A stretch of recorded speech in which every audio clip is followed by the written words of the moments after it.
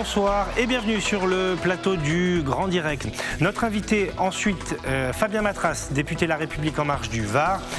Il a été nommé rapporteur d'une proposition de loi qu'il avait faite pour améliorer le volontariat chez les pompiers, améliorer également la protection civile dans notre pays. Nous sommes avec le député du Var, La République En Marche, Fabien Matras. Bonsoir, merci d'être avec nous ce soir en direct. Vous avez été nommé rapporteur d'une proposition de loi qui se propose de consolider notre système de sécurité civile et de valoriser aussi le volontariat des sapeurs-pompiers. Alors dans notre région, l'apport et le travail des pompiers est ultra visible. Cette question du volontariat, elle est centrale dans notre système actuel. Ah, complètement. Cette proposition de loi, elle fait d'ailleurs suite à une mission ministérielle que m'avait confiée le ministre de l'Intérieur en 2018, qui visait à consolider le volontariat dans notre modèle de sécurité civile. Parce que, comme vous le dites, l'aspect volontariat est fondamental. Sur 200 000 sapeurs-pompiers que nous avons en France, 80% sont des volontaires. Donc, on voit que sans les volontaires, aujourd'hui, notre modèle ne fonctionne pas. Quelles sont les propositions, les mesures phares de cette proposition pour améliorer le système ? Alors, pour améliorer le système de volontariat, on essaye de recentrer les sapeurs-pompiers sur le cœur de leur mission, qui sont le secours à personnes d'urgence, les opérations de feu, comme on connaît, les feux de forêt ou feux urbains. Et pour ça, on essaye de mieux faire cohabiter l'ensemble des acteurs de la chaîne des secours et des acteurs de l'urgence, entre les pompiers, le SAMU, les ambulanciers privés, pour essayer de mieux répartir l'ensemble de la charge et que chacun soit vraiment dans son domaine de compétences. Parce que, vous savez, les pompiers font beaucoup d'interventions qui ne relèvent pas forcément de leur mission première.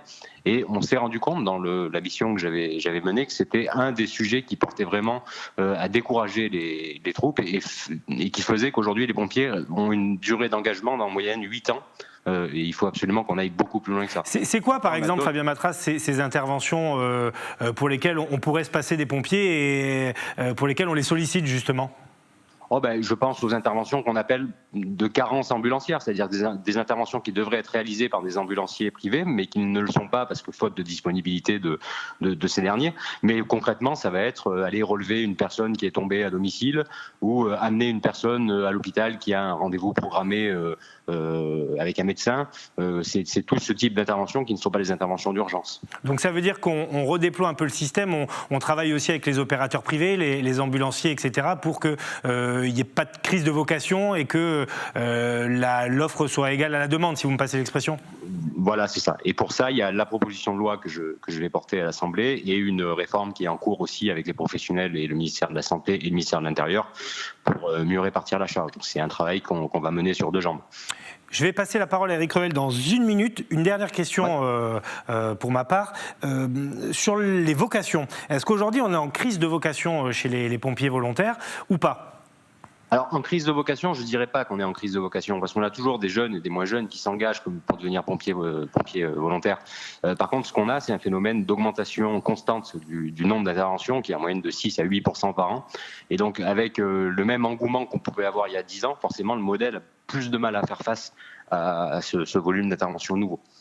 C'est pour ça qu'il faut rendre le volontariat beaucoup plus attractif. Il y a des mesures aussi dans mon projet de loi qui viseront à rendre le volontariat plus attractif, notamment en accordant des avantages pour la retraite ou des avantages pour les mutations pour les pompiers volontaires qui sont par ailleurs fonctionnaires.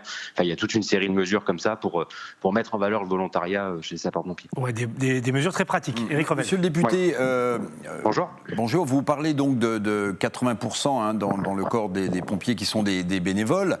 J'imagine que vous avez regardé, avant de faire cette proposition de loi, le problème, le secteur dans son intégralité. Il y a évidemment le volant bénévolat que vous défendez, on a bien compris les arguments qui sont en face, mais est-ce qu'on n'aurait pas aussi intérêt à développer les engagements de pompiers professionnels ? Parce que le bénévolat, c'est quelque chose qui vient s'ajouter à un professionnalisme, et on connaît le dévouement des sapeurs-pompiers bénévoles, vous le rappeliez, mais est-ce qu'à côté de ça, l'État ne pourrait pas prévoir d'engager davantage de pompiers professionnels ?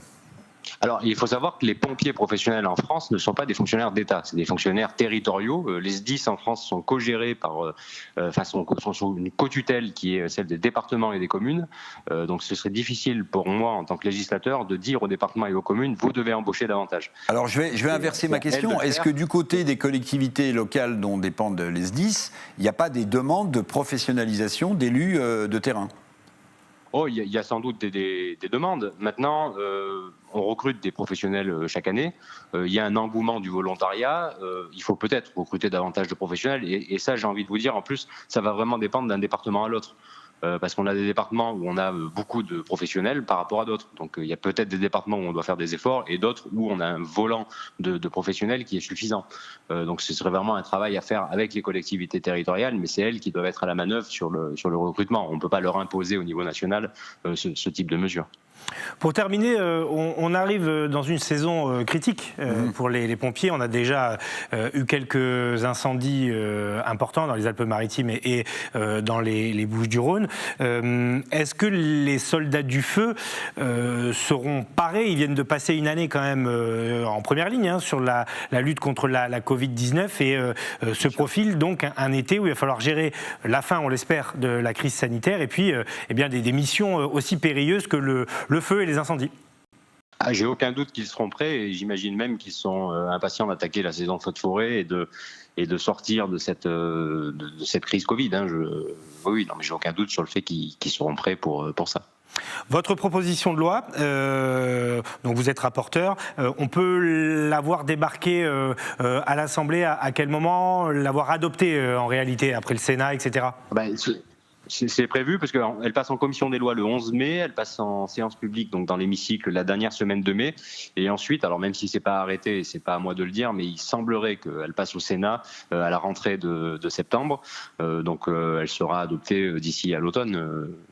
Voilà, dans les mois qui arrivent, donc c'est un projet une proposition de loi qui est sur les rails et que vous portez. Donc merci beaucoup Fabien Matras, député La République En Marche du Var. Merci d'avoir accepté cette invitation en direct.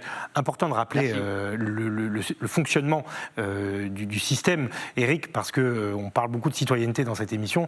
Là, on a affaire à des citoyens exemplaires, les pompiers volontaires, parce qu'on ne fait pas fortune en faisant. Non, exemplaires et très engagé. C'est vrai que vous savez qu'on a mis en place un service civique universel pour essayer non pas de surseoir à la disparition du service militaire, mais en tout cas de provoquer des vocations au service de la nation de la part des plus jeunes. Et c'est vrai que voir le bénévolat chez les pompiers se développer avec sérieux et méthode, c'est une excellente chose et ça prouve que on sait faire face dans des périodes critiques, devant des incendies, devant des drames humains, avec des bénévoles qui ne comptent ni leur temps, ni leur formation. Et ça, c'est vrai qu'on parle souvent d'une France qui décline, mais ça prouve qu'il y a beaucoup de citoyens qui veulent encore et toujours s'engager au service des autres.